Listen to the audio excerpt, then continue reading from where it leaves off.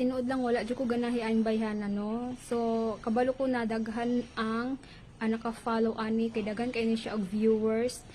Akong i-post ang iyang nawong pero tabunan lang nako iyang bisong, okay?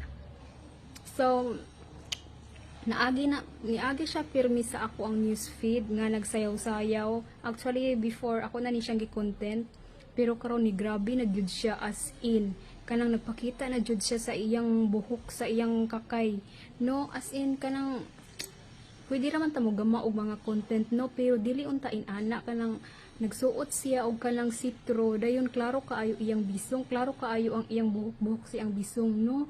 Dili daghang makakita nga mga bata kasi daghan bitaw nagamit karon og Facebook dayon kung gusto jud ka nga mo kita ka dili unta inana no.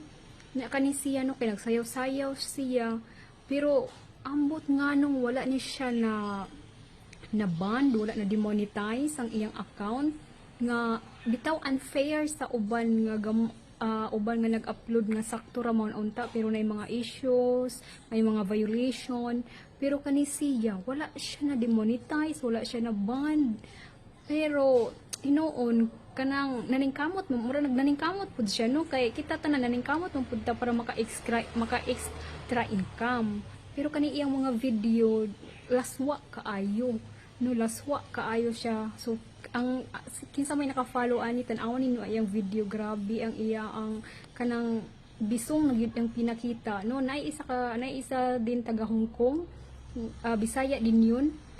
Same sila og gibuhat pero na-demonetize siya na-demonetize so giundangan niya ang iyang pakita sa iyang bilbil, pakita sa iyang panty. So na-demonetize siya pero kani siya wala siya na-demonetize, grabe no. As in nga nagsayaw-sayaw siya, pakita siya sa iyang bisong, sa iyang mga balls, lain kay tan-awon no.